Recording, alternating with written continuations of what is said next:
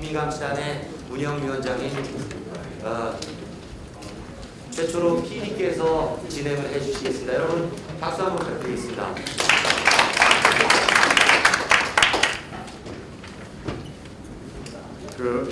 앞에 분들 회사 말씀 끝나시고 이제 제법 나가시는데 사실 진짜 중요한 거는 지금부터인데 그래서 좀 바쁘신 분들은 먼저 자리 비우겠습니다. 사례 발표 토론을 진행하겠습니다. 제1주제 사례 발표와 2주제 개선 방안 토론은 휴식 없이 이어서 진행하겠습니다. 방송사별 불공정 사례 발표자와 토론에 참여해 주실 분 소개해드리겠습니다. 먼저 사례 발표자입니다. KBS MBC는 KBS 직원님들 소속 정철훈 정책 강사가 해주고 OITN과 연합뉴스는 OITN 전 보도국장이셨던 이용렬 교수께서 해주셨습니다. 그리고 TBS 교통방송은 대학생 모니터단을 이끌어왔던 대학생 불공정 감시단의 최종원 단장이 해주셨습니다. 토론 참여자는 앞서 사례 발표하신 네 분과 국민의힘 황구성희 의원님 그리고 성동규 교수님 환경과 사람들 공정방송 감시단의 황성경 단장님 보내 주시겠습니다. 그럼 먼저 KBS MBC부터 사례 발표.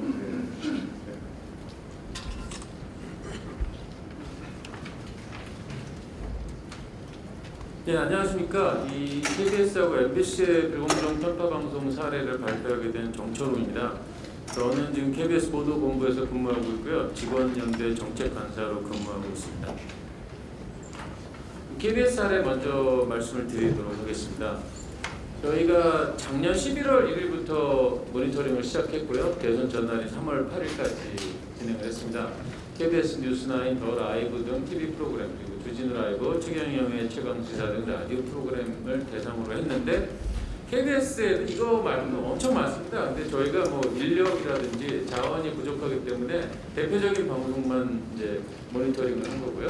유형별로 보면은 편향성이나 편파 진행건이 466건, 쟁점을 왜곡한 사례가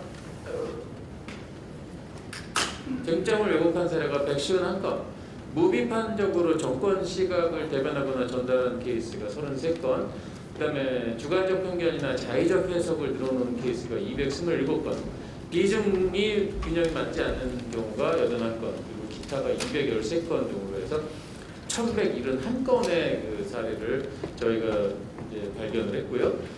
이 전체 사례는 1171건인데 그 편파 왜곡 사례만 보자면은 이제 972건입니다. 근데 각 사례별로 그 문제 유형이 여러 가지가 나오는 경우도 있기 때문에 이런 경우가 이렇게 나오는 거고요. 그리고 이게 뭐 아까도 말씀드렸듯이 모든 프로그램을 다 한 게 아닙니다. 그리고 저 프로그램에서도 저희가 모든 문제점을 다 잡아낸 것도 아닙니다. 워낙 뭐 광범위한 내용이기 때문에 그래서 이거는 빙산의 일각일 수도 있다 이렇게 말씀을 드릴 수 있을 것 같습니다. 다음 페이지. 그 주진우 라이브 같은 경우는 가장 노골적이고 광범위하고요. 극단적인 불공정 편향 사례였던 진원지라고 볼 수 있습니다. 모든 이슈를 여당의 관점에서 해석하고 여당이 유리한 방식으로 진행을 했고요. 여기 주로 나오는 패널들 중에는 공개적으로 이재명 후보를 지지 선언한 분들이 많이 있습니다. 뭐 안진걸 씨, 박시영 씨, 최진봉 교수, 뭐 이런 분들, 양지열 변호사 이런 분들이 아예 노골적으로 그냥 여당 후보를 공개 지지한 사람들이 나와서 그런 식으로 이제 그 온갖 유형의 어떤 그런 그 불공정 방송을 진행을 했습니다.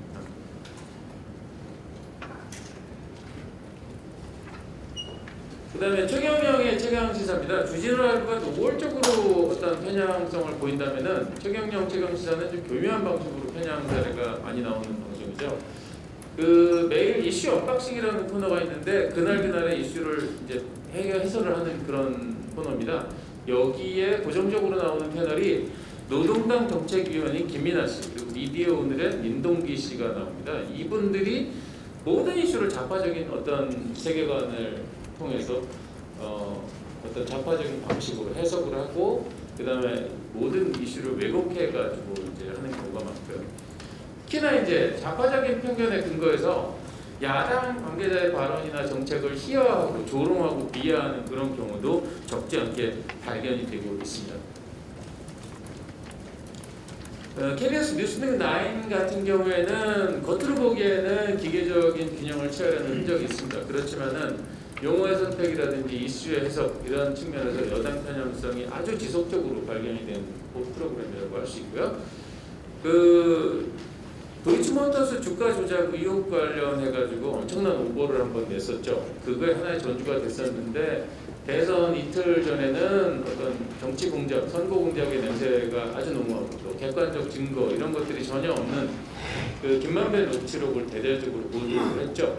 그래서 이제 사실상 선거 막판에 여당 선거 운동에 뛰어든 모습을 보이기도 했습니다. 다음은 MBC 사례를 보도록 하겠습니다.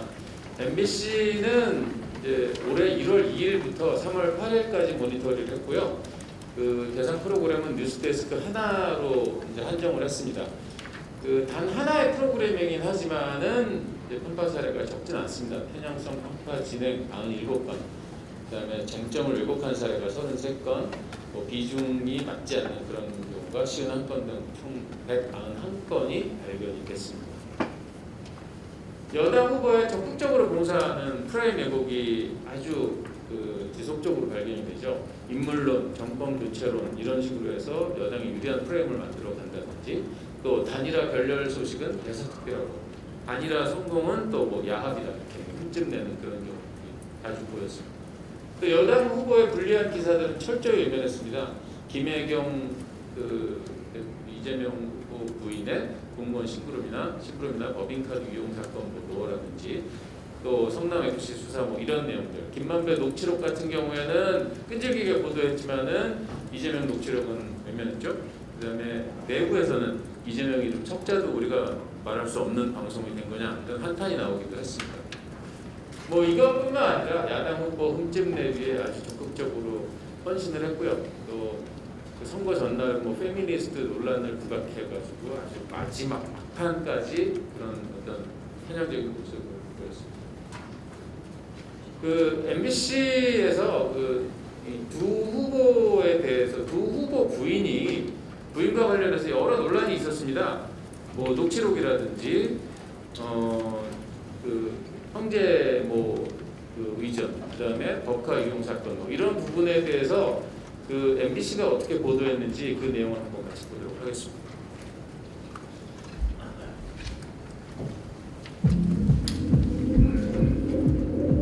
녹음 파일이 공개될 거라는 보도와 관련해서는 강력 반발하면서 법적 조치. 윤석열 후보의 부인 김건희 씨의 이른바 일곱 부인 김건희 씨 녹취록 보도에 대해서는 국민의힘 윤석열 후보의 배우자 김건희 씨의 하지만 김 씨 녹취록에는 김건희 씨는 자신이 김건희 씨 녹취록, 김건희 씨가 남편 윤석열 후보 김건희 씨의 7시간 통화 녹취 속에 김건희 씨의 녹취록 관련 소식 오늘도 이어갑니다. 배우자를 들어선 검문과 논란은 어떻게 보세요? 대통령이라는 그런 큰 권한을 가진 사람에게 영향을 미칠 수 있는 사람이라면 무언 검증을 해야 된다고 생각합니다. 네. 예. 국민의힘은 이재명 후보의 부인 김혜경 씨의 사적 심부름에 경기도 공무원이 동원됐다는 양측은 모두 가짜뉴스라고 반박했습니다. 의전 논란이 제기된 부인 김혜경 씨는 직접 입장문을 내 모든 게 자신의 불찰이고 송구하다.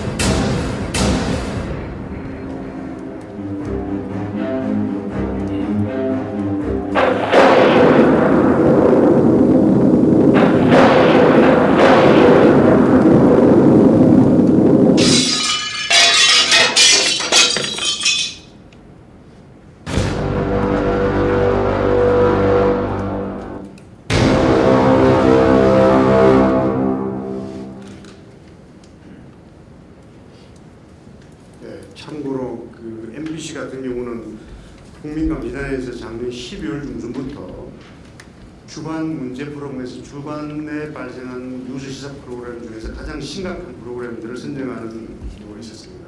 또 5주 연속, 그러니까 2월달 3월 첫 주까지 해서 5주 연속 가장 심각한 방송 사례로 MBC 뉴스데스크가 지급됩니다. 자, 다음은 YTN 연합뉴스 앞에서 저는 YTN 보도국장이신 이용렬 교수께서 발표해 주시겠습니다. 박수로 부탁드리겠습니다.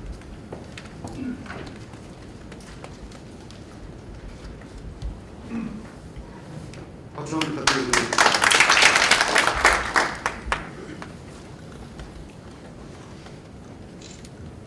네, 이용렬입니다. 저는 개인적으로 이렇게 감시단 활동에 참여한 것이 아니고 바른 언론인 모임이라고 하는 전현직 언론인들로 구성된 모임에서 같이 감시단을 시작했고요.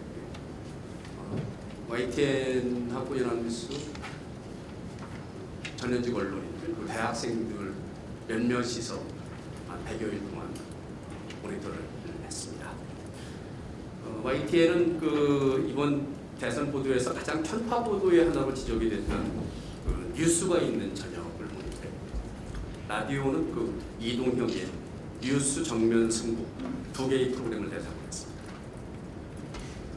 가장 불공정 사례를 분석을 해봤더니 대표적인 사례가 이제 편향성, 편파 진행, 그리고 쟁점 왜곡 이런 순이었고 한 165건이 지적이 됐습니다. 먼저 편파 왜곡 행태를 보면 이슈 편향성입니다. 윤석열 후보에게 유리한 불리한 기사는 가급적 키우고 이재명 후보에게 불리한 이슈는 축소하거나 외면하는 이런 형식입니다. 대표적인 사례가 이제 선거 이틀 전 나온 김만배 녹취록 보도입니다. 무려 24분 동안 다뤘습니다. 주요 뉴스 브리핑을 하고 관련 리포트를 2개 틀고 또 평론가 대답 합쳐서 한 아이템에 24분을 이제 다루게 된 것이죠. 다른 몇몇 사례를 더 살펴보더라도 이재명 후보의 재건축 완화는 차별화된 정책이다. 그리고 윤석열 후보의 전기료 인상 백지화는 무리한 공약이다. 이런 취지로 보도를 합니다. 같은 방식으로 이낙연 후보의 선대위 합류는 화 원팀 이런 컨셉으로 나가고 윤석열 후보가 호남 방문 스케치는 주로 반대 시위하는 시민 위주로 보도를 합니다. 김혜경 씨 법인카드 유용 사건이나 성남FC 후원금 의혹, 대장동 비리는 거의 다루지 않습니다. 자, 두 번째는 진행자의 편향성 그리고 패널의 문제입니다. 통상 이제 정치 관련 대담 방송을 하게 되면 여권 상향 1명, 야권 상향 1명 뭐 이렇게 균형을 맞춰서 하게 되는데 뉴스가 있는 저녁은 1명만 불러놓고 한 10분에서 20분 정도 대담을 합니다. 요일별로 거의 고정 출연을 하는데 월요일부터 목요일까지 좌편향 패널 1명만 나옵니다. 자, 이제 앞에 보시는 대로 그렇고요. 앵커는 급기야 지난 1월 20일에는 대담돈 중 이런 말도 합니다. 지금 50일밖에 안 남았는데 지지율이 왔다 갔다 하면 안 된다. 이제 갖다 붙여야 된다. 자기 쪽으로 확실하게 끌어와야 된다. 진행자인지 여당 선거원인지 잘 구분하기 어렵다는 지적이 있었습니다. 자, 세 번째는 프레임 왜곡이죠. 가장 대표적인 것이 김건희 주가 조작 그리고 무속 프레임. 작은 의혹만 여권에서 제기하면 이제 키우는 식입니다. 두 번째는 일문론과 정권 교체 프레임. 세 번째는 멸공 프레임. 부시대적인 선동 이미지를 좀 보여주려는 의도가 아니었나 지적이 됐습니다. 네 번째는 취재 방향의 편향성입니다. 뉴스가 있는 저녁은 자체적으로 대서롭고 검증팀을 운영을 하고 있었는데 PD가 현장에 가서 이제 신층 취재하는 형식입니다. 문제는 열의 9은 야당 후보에게만 집중된다는 점이죠. 야당 후보만 검증한다고 하는 것이 좀 마음에 걸렸는지 이재명 후보에 대해서도 검증을 하긴 합니다. 근데 어떤 방식이냐 하면 이른바 면죄부를 주는 방식이죠. 이재명 후보 아들의 성매매 의혹이 대표적인 사례입니다. 현장을 찾았더니 업소가 문을 닫고 자취를 감추었더라. 주변을 물어봤더니 잘 모른다고 한다. 뭐 이런 식입니다. 이어서 연합뉴스 TV 사례를 말씀드리겠습니다. 연합뉴스 TV는 뉴스투나잇이라고 하는 종합 뉴스를 모니터했습니다. 전체적으로 그 양에서는 56건으로 다른 방송사에 비해서 다소 적습니다. 하지만 그 편파 왜곡 행태는 다른 방송사와 거의 비슷합니다.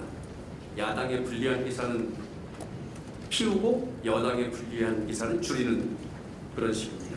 대표적인 사례가 2월 21일 이재명 후보 기축 통화 논란 보도가 전혀 되지 않았습니다. 여당 후보에게 불리한 기사죠. 28일에는 단일화 협상 결렬 책임을 일방적으로 국민의힘 책임이다, 이런 취지로 보도를 했고, 송영길 피습 사건에서는 가해자가 정치적 성향이 어떤지 이런 것들을 이제 누락시키면서 야당 후보 지지자가 아니냐, 이런 인상을 심어주려 했다는 지적을 받았습니다.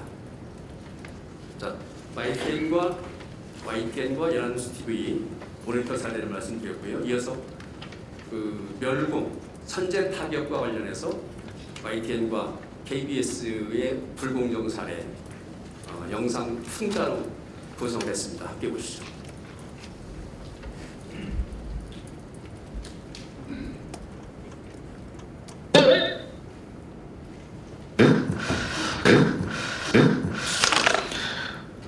한숨이 나오네요. 이렇게 일치할 수가 없습니다. 한숨이 나오네요. 이렇게 일치할 수가 없습니다. 멸공 어떻게 하겠다면 북진 통일 한번 하게 해보겠다는 겁니까? 멸공 어떻게 하겠다면 북진 통일 한번 하게 해보겠다는 겁니까?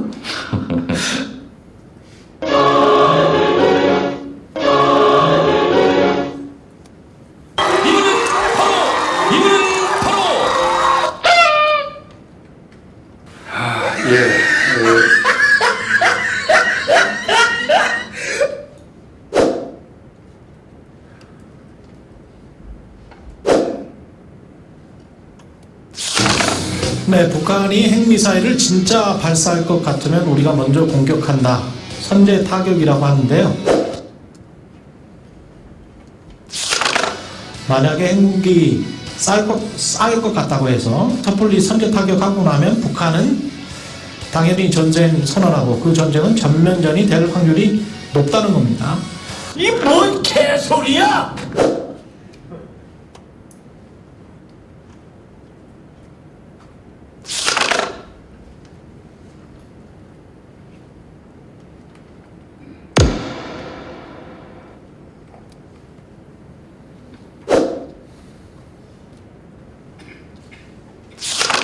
송영길 민주당 대표도 이승만 전 대통령이 준비 없이 북진 통일을 외치다 6.25 남침을 당했던 교훈을 배워야 한다고 거들었습니다.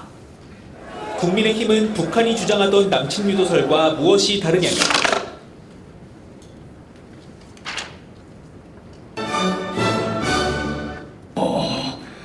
너는 계획이 다 있구나. 뭐 좀 미리 짰다고 생각하고 있습니다.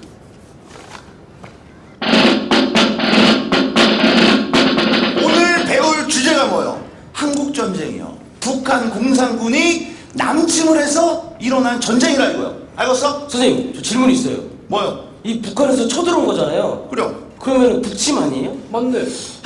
이거 헷갈리는 애들 많아. 나와봐. 응? 잘 봐봐. 아니. 선생님 손가락이 네 똥꼬를 침략했어. 그럼 이거는 손침이라 그랴, 똥침이라 그랴? 똥침이요. 그거요.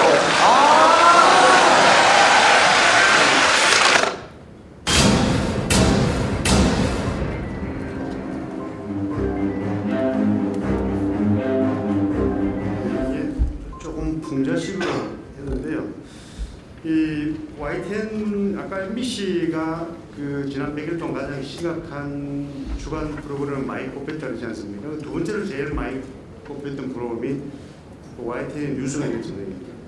그러니까 한자로 보시면 조금 감이 떨어지는데 이 영상을 보면 되게 좀 입체감 있게 와닿지 않습니까? 사실은 이런 입체감 있는 영상들이 방송사에서 지속적으로 100일 동안 그리고 그게 가장 심각했던 이 방송사가 MBC 말씀드렸습니다만 YTN도 그에 못지않게 심각해요. 다음은 그 TBS 너무 많이 잘 알려져 편파 방송 유명한 김어준 씨가 진행하는 뉴스 공장 대학생 모니터단을 이끌었던 대학생 불공정 감시단 최종훈 단장이 발표해 주겠습니다. 준비해 주세요. 박수 부탁드리겠습니다. 네, 안녕하세요. 저는 대학생 공정방송감시단 단장 맡고 있는 최종원이라고 합니다. 정식 명칭은 대학생 모니터단은 아니고 대학생 공정방송감시단입니다. 제가 맡은 프로그램은 아니지만 저희 모니터링단을 참여하고 있는 단원분께서 이렇게 특혜를 해주셔서 제가 발표를 하게 됐습니다. 모니터링이라는 작년 12월부터 올해 3월 4일까지인데요. 막 사례가 많지는 않지만 73건이나 이렇게 되고 있습니다.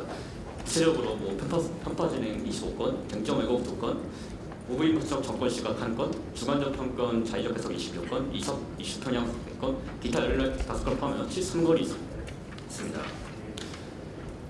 TBS에서는 저희가 대표적인 편파 왜곡 문제 프로그램은 뉴스공장만 이렇게 해봤는데요. 지난 100일 동안 TBS 김어준 뉴스공장의 방송 혜택은 조금 일관되었다고 볼 수 있습니다.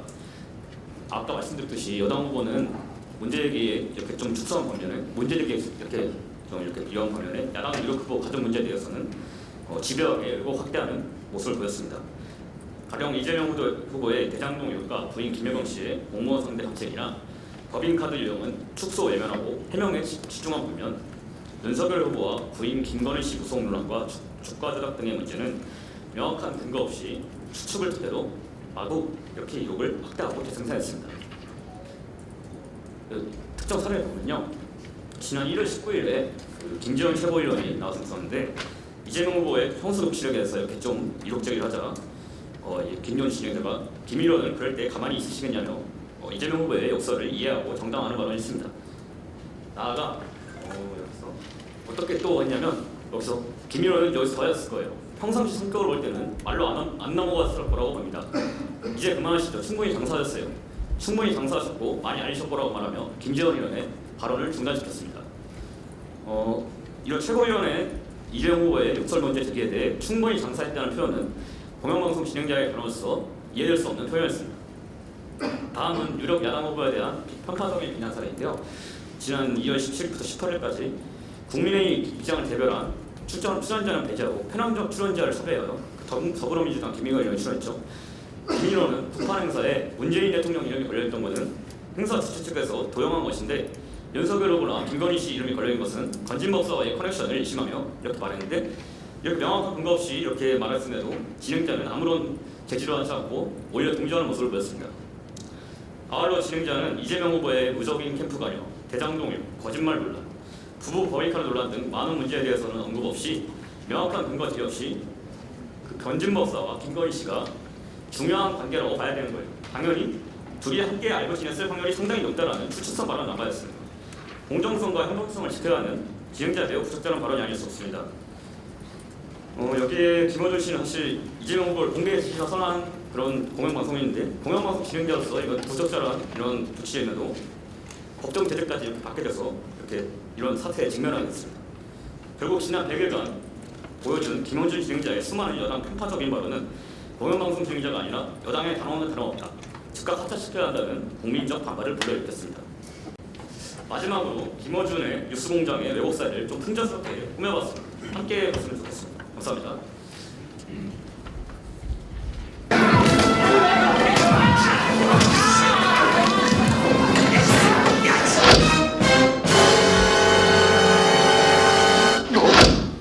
부인 김혜경 씨가 그 일을 시켰다가 없어요. 그래서 저는 처음에는 부인 김혜경 씨가 자신이 부릴 수 없는 공무원에게 자신의 사적 심부름을 시켰다는 줄 알았더니 그게 아니라 5급이 7급할 때 시켰다는 거 아닙니까?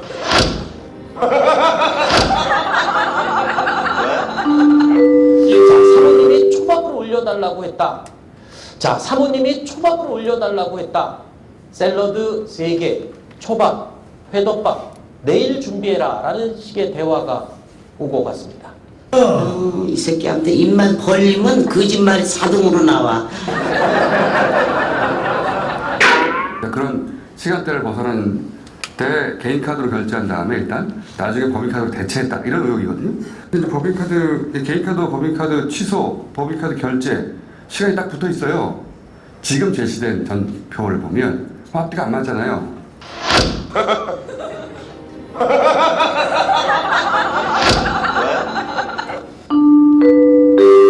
A씨의 개인 카드로 먼저 결제를 했습니다. 그리고 다음날 다시 그 식당을 찾아가서 그 전날 했던 카드를 취소하고 경기도 법인카드로 다시 긁어서 결제를 한 정황이 드러났습니다. 이 숙진 카드 바꿔치기를 했다라는 건데 공금 횡령 그리고 국고 손실. 어차피 대중들은 개들이 집입니다. 그럼 뭐하러 개돼지들한테 신경을 쓰시고 그러십니까? 적당히 지저대다가 알아서 조용해질 겁니다. No! No! 김어준 씨가 영향력 있는 방송인지 그래도 이제 그 양반은 돈을 엄청나게 벌잖아. 알다시피 그 양반은 진영이라기보다는 자기의 사업가예요. 그렇죠. 그 양반 따라가면 안 돼요. 그 양반은 이제 진영을 싸움이 아니고 자기 사업을 하는 거다.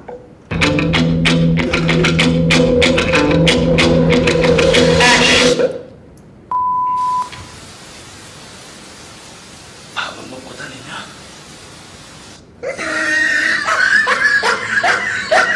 여러분들 행복하세요.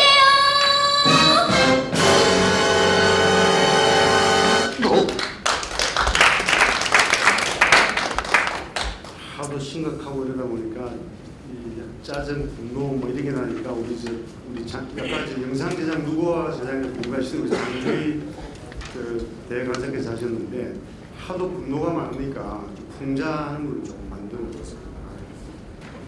저도 방송사에서 한 30년 넘게 근무하지만 이렇게 노골적이고 이렇게 심각하게 편파 방송하는 사람은 과거에는 찾아볼 수 없었습니다. 자, 토론하겠습니다. 우선 예. 자, 빠뜨려야 돼요. 지금 이렇게 우리 직원연대에서 아까 1,100건 했지만 국민감사에서 집계한 거로는 1,276건, 한 1,300건 됩니다. 그거 일일이 다 법적으로 분석하셔가지고 어떤 거는 선관위에다가 어떤 거는 검사에 고발하시는데 큰 도움을 주신 홍시혁 변호사께서 이 편파 방송의 법적 의미라든지 그런 데 좀 설명해 주시겠습니다. 박수 부탁드리겠습니다.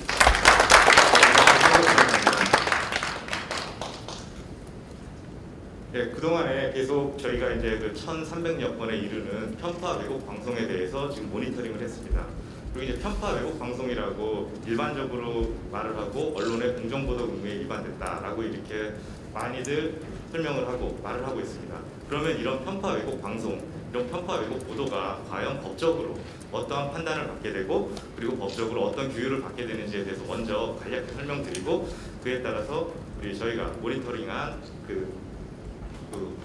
불공정 보도들, 편파 왜곡 보도들을 어떻게 고발을 했는지에 대해서 간략히 말씀드리도록 하겠습니다. 우선 이 편파 왜곡 방송 그리고 특히 선거에 있어서 편파 왜곡 방송은 우리 법제에서는 공직선거법으로 규율을 하고 있습니다.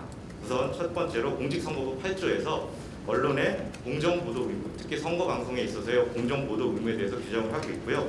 그리고 이런 선거보도의 법적 통제에 대해서 우리가 여러분들이 아마 많이 헷갈리는 부분이 계실 겁니다. 검찰에 고발한다, 선관위에 고발한다, 그리고 때로는 선거방송심의위원회라든가 인터넷 선거보도심의위원회 이런 데다가 고발을 한다, 제소를 한다 이런 말씀들을 많이 들었을 텐데 이 기준이 어떻게 갈리는지에 대해서 먼저 설명을 드리겠습니다. 지금 먼저 결론부터 말씀드리면은 검찰에 고발하는 내용은 바로 형사처벌에 대한 겁니다. 형사처벌이 가하는 부분에 대해서는 검찰에 고발을 하게 되는 거고 사법 절차, 그러니까 형사사법 절차를 통해 가지고 법적인 처벌을 받게 되는 그런 경우가 바로 이제 검찰에 고발을 하게 되는 경로이고 그 다음에 선거방송심의위원회 그리고 선거기사심의위원회 그리고 인터넷 선거보도심의위원회 대표적으로 지금 3개가 있습니다. 공직선거법에서 규정하는 공정보도 의무에 대해서 반하는 형태에 대해서 행정조치가 이루어지는 형태입니다. 행정조치가 이루어지는 것은 이 3개 기관입니다. 그래서 우선 검찰에 고발해서 사법 통제를 받게 되는 절차 그리고 행위 그리고 그 다음에 지금 제가 말씀드린 3개의 기관 선거방송심의위원회, 선거기사심의위원회 그리고 인터넷 선거보도심의위원회 이 3개 기관을 나뉘는 행정조치가 따르는 2개의 기관으로 절차가 있다는 걸 먼저 염두에 두시고 이 2개가 어떻게 나눠지느냐 이거에 대해서 말씀을 드리겠습니다. 이 사법 절차와 그다음 행정 조치 이 두 개의 절차로 나눠지는 가장 큰 그 중요한 키포인트는 공직선거법에서 규정하고 있습니다. 선거운동입니다. 그럼 과연 선거운동이 뭐냐? 선거운동에 대해서도 그 공직선거법 제58조에서 정하고 있습니다. 여러분들도 많이 들어보셨을 텐데 그 선거운동이라 하면 당선되거나 되게 하거나 되지 못하게 하는 행위를 말한다 이렇게 규정하고 있습니다. 여기서 말하는 당선되게 하거나 그 당선되지 못하게 하거나 이런 행위가 있을 때 선거운동으로 평가를 받게 되고 선거운동이라는 평가를 받게 되어야 저희가 아까 말씀드린 형사사법 절차에 검찰의 고발이 가능하게 됩니다. 선거운동에 이르지 않는 그러니까 뭐 당선되거나 되게 하지 않거나 이런 선거운동이 아니면은 그 경우에는 형사사법 절차에 의한 검찰 고발은 기본적으로 안 됩니다. 그렇기 때문에 공직선거법은 이 선거운동에 이르지 않는 그렇지만 편파, 왜곡, 방송 그리고 불공정, 공정보도 의무에 반하는 이런 방송 또는 보도의 경우에는 바로 아까 조금 전에 말씀드린 세 개의 기관 선거방송심의위원회, 선거기사심의위원회 그리고 인터넷 선거보도심의위원회 이런데 이의신청 또는 제소를 통해 가지고 이 공정보도 의무에 위반하는 그 보도, 방송에 대해서는 행정 조치를 하게 됩니다. 우선 지금 제가 말씀드린 대로 이렇게 지금 그 기본적인 설명을 드렸는데 그렇다면 이제 선거 운동에 해당하는 경우에 대해서는 제가 말씀드린 형사 처벌이 가능하다 이렇게 말씀을 드렸는데 이 형사 처벌이 가능한 부분이 공직선거법에서 크게 방송의 경우에 적용되는 그 죄가 몇 가지가 있습니다. 그거를 먼저 말씀을 드리겠습니다. 선거 운동에 해당하게 되면은 우선 첫 번째로 선거운동에 해당하는 경우에 있어서의 그런 불공정 방송에 있어서는 허위사실 공표죄가 있습니다. 여러분 많이 들어보셨을 겁니다. 그 다음에 두 번째가 후보자 비방죄가 있습니다. 그리고 방송이나 신문들, 특히 이제 지금 방송 같은 경우는 방송, 신문 등 부정이용죄가 있습니다.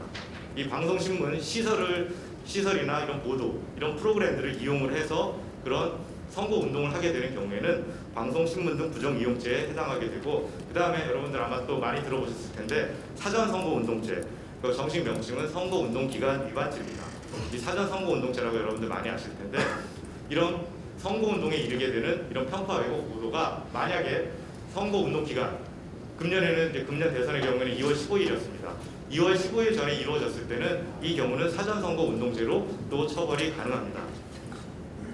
자, 그리고 지금 말씀드린 대로 선거운동에 이르지 않는 편파 왜곡 방송의 경우에는 말씀드린 대로 선거방송심의위원회라든가 선거기사심의위원회, 인터넷 선거보도심의위원회 그 이의신청이나 제소를 하게 되면 여기에서 그 심의위원회에서 판정을 내려서 행정 조치가 이루어집니다.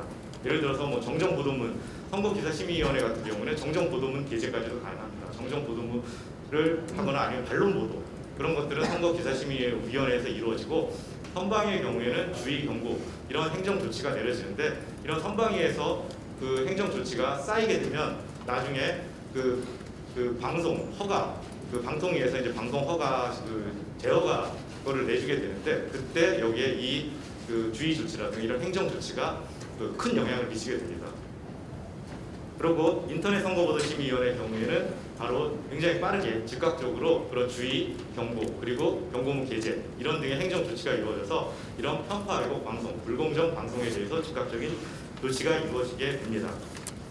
네, 지금 간략하게 설명드린 그 바와 같이 법적인 이런 편파 왜곡 방송에 대해서 법적인 어떻게 처벌이 이루어지는지에 대해서 말씀을 드렸는데 지금 저희는 그래서 이 1300건의 이런 내용들을 분석을 해서 그중에 선거운동에 이르렀다고 판단을 하게 된 사안 66건에 대해서는 선관위에 고발을 했습니다. 선관위에 고발을 해서 선관위를 통해서 선관위가 검찰에 고발하게 되는 그런 형태가 있기 때문에 저희는 선관위에 이 66건에 대해서는 고발을 하게 되었고 그 다음에 아까 말씀드린 행정조치 그런 세 개의 기관에 대한 행정조치는 그 제3자인 우리가 그 기관의 그 선거기사심의위원회, 인터넷 선거보도심의위원회에 직접 이의신청을 할 수가 없습니다. 왜냐하면 이 선거기사심의위원회라든가 선거방송심의위원회, 인터넷 선거보도심의위원회는 요건에 후보자 또는 정당으로 이의신청을 그 제기 권자가 한정되어 있기 때문에 우리가 할 수는 없었고 그리고 그렇지만 이 선관위에서는 직권으로 인터넷 선거보도심의위원회 그 올릴 수가 있습니다.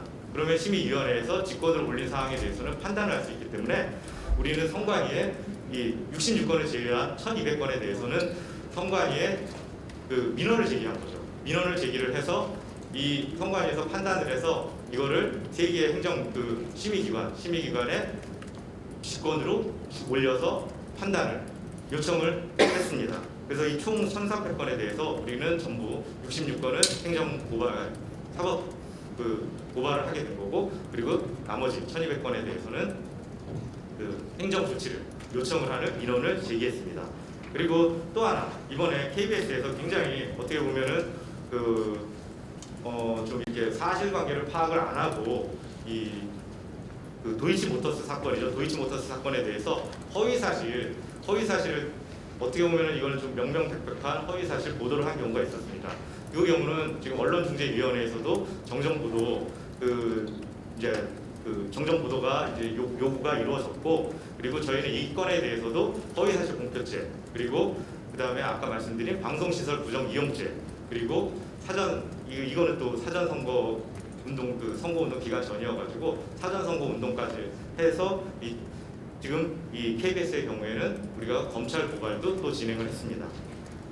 예, 이상 저희가 그동안에 이제 나타났던 모니터링에 대해서 어떻게 법적으로 고발을 하고 그다음에 어떻게 법적인 처리를 했는지에 대해서 간단히 배경 설명과 함께 좀 설명을 드렸습니다. 감사합니다. 수고하셨습니다. 발표해 주신 내분에 대해서 다시 한번 말씀 좀 부탁드리겠습니다. 당장 토론 준비 좀 해주시죠. 이게 실태가 심각하다는 걸 많이 봤지 않습니까? 그럼 제일 중요한 건 이걸 어떻게 개선할 거냐가 사실 핵심이고 가장 중요하다고 볼 수 있습니다. 여러분들이 많은 좀 아이디어나 그리고 참고하시기 바랍니다. 자, 우선 다시 한번 말씀드리면 토론회는 홍보성이 공정방송감시단 단장님, 그리고 성동규 교수님, 이용률 교수님, 정철웅 KBS 직원연대 정책강사, 황성경 공정방송감시단 단장님, 최종훈 대학생 모태관 이렇게 7분이 참석해서 발언해 주시겠습니다. 발언 대개 한 시간 관계상 지금 조금 많이 넘었는데요. 5분에서 한 3분 정도로 해주시면 되겠습니다. 우선 황구수 의원님부터 말씀 부탁드리겠습니다. 네, 긴 시간 동안 이렇게 토론을 하고 있는데 제가 보니까 정말 이렇게 이 미디어를 전문으로 다루시는 분들이셔가지고 이렇게 발표하시는 것도 이 미디어를 통해서 발표를 하시니까 우리 뭐 프레젠테이션 할 때 뭐 PT 자료를 쓰느냐 안 쓰느냐의 차이, 또 거기에 이렇게 영상을 편집해서 쓰느냐 안 쓰느냐의 차이가 정말 이 와닿는 정도, 즉각적으로 우리가 어떤 그 잔상을 갖고 이미지를 갖게끔 만드는 데는 정말 효과적이다라는 걸 제가 오늘 다시 한번 느꼈거든요. 그렇기 때문에 그만큼 방송의 공정성이 중요하다. 지금 뭐 선제 타격 관련해가지고 MBC와 KBS에서 불공정 보도를 하지 않았습니까? 저희가 지역 현장에 있어 보면 그 방송 보고 나서 며칠 뒤면은 할머니 할아버지들께서 윤석열 뽑으면 전쟁이 일어난다 이렇게 얘기를 하세요.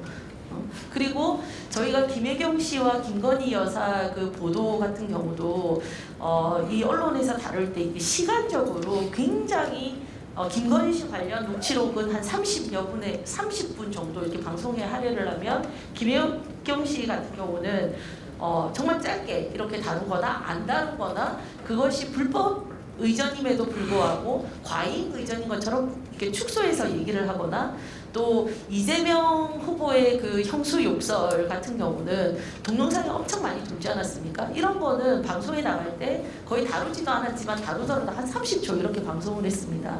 그러니까 저희가 객관적으로 생각할 때 배우자를 놓고 비교하면 누가 더 불법적인 부분이 있느냐 이런 걸 판단할 때 이 방송에 의해서 사람들이 굉장히 영향을 많이 받더라라는 걸 저는 현장에서 느꼈거든요. 그래서 이 공정 방송을 한다는 것이 이 선거에 얼마나 영향을 미치는지, 그래서 우리가 왜 이런 편향성이나 불공정에 대해서 지속해서 감시를 해야 되는지 다시 한번 느꼈다는 말씀을 드리고요. 저희 중앙선대위의 공정방송 감시단에서 주력한 활동은 이제 모니터링 활동을 했고, 그것을 기반으로 해서 성명서를 내고 또 기자회견을 했습니다. 아무래도 이제 언론에서 뭔가 이 기사를 받아 쓰는 것이 그래도 이 현역 의원들이 성명을 내고 기자회견을 해야 조금 더 이제 관심을 가져주는 그런 부분이 있어서 그건 저희가 그 저희 불공정 우리 국민감시단과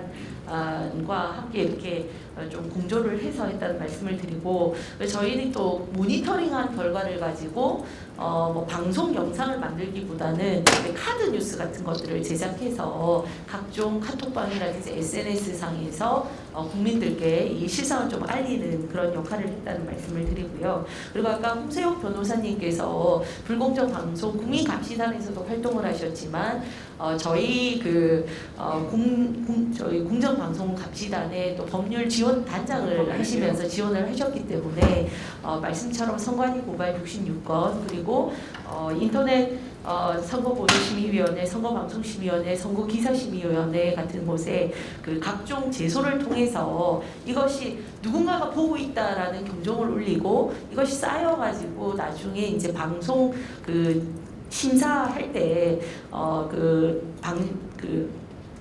영향을 행사할 수 있도록 하는 것이 우리가 할 수 있는 최선의 방어다, 이런 방향 설정이 돼 있었기 때문에 그런 활동을 성실하게 했다, 이렇게 말씀드리겠습니다.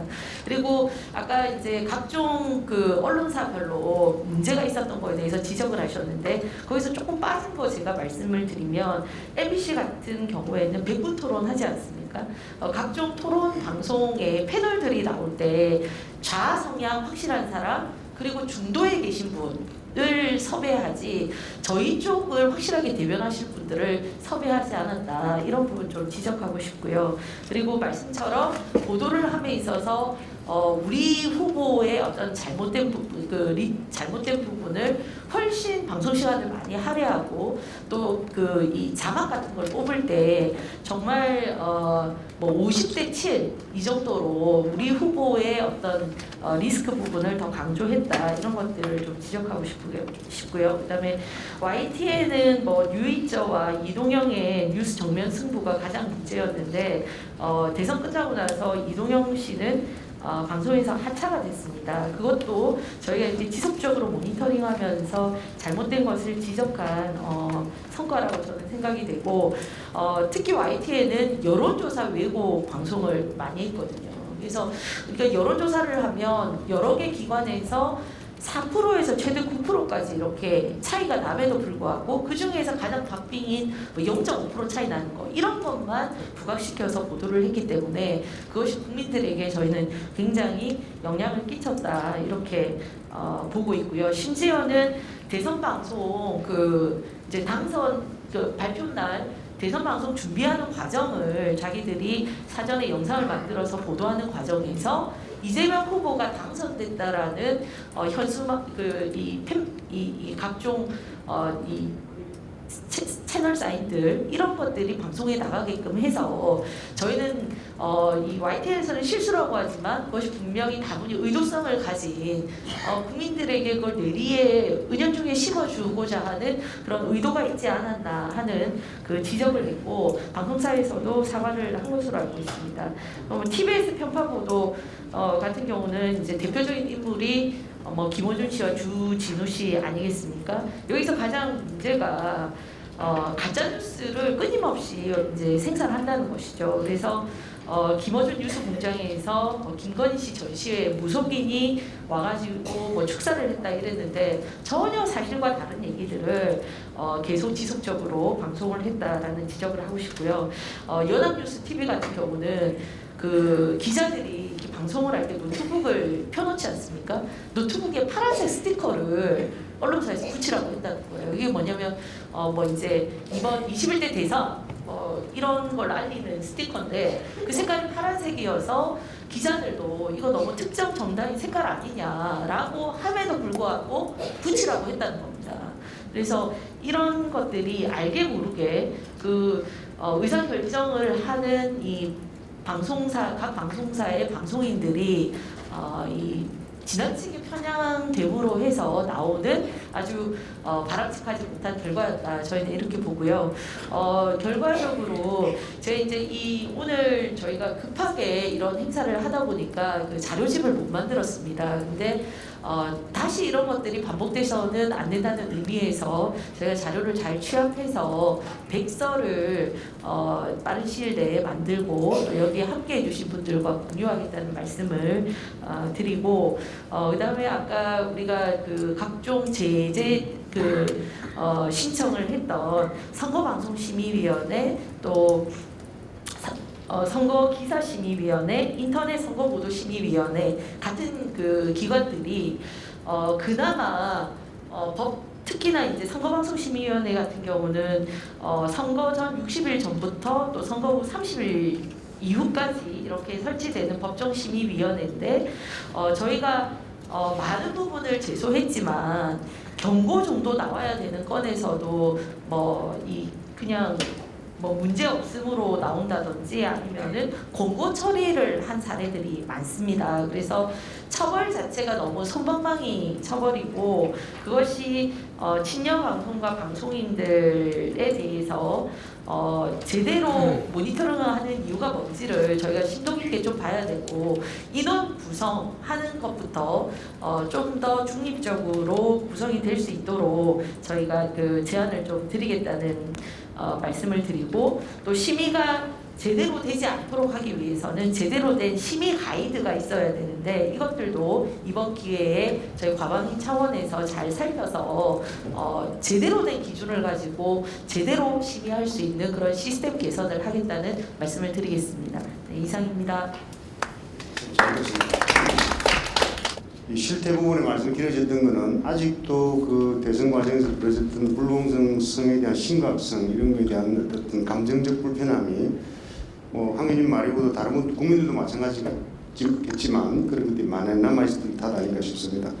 대안 중에 하나로는 어쨌든 그 심의가 제대로 이루어지도록 그런 말씀을 해주셨고 아까 이제 황 의원님 말씀에 저희를 많이 도와줬다 그러는데 저희는 그 국민감시단 입장에서는 이게 공정한 방송을 하자는 게 여든 야든 그게 저희 취지고 아마 야당에서 상대적으로 불이익을 많이 받다 보니까 저희 쪽에 관심을 많이 가져주신 걸로 그렇게 이해하시면 되겠습니다.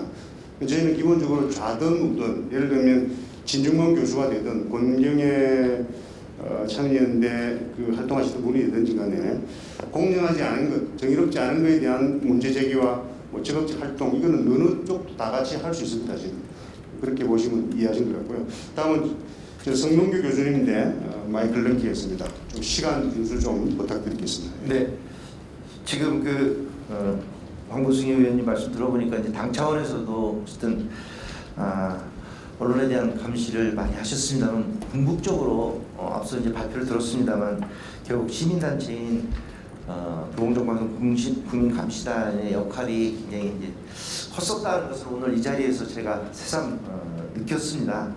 근데 이제 문제는 저는 지금부터라고 이렇게 생각이 됩니다.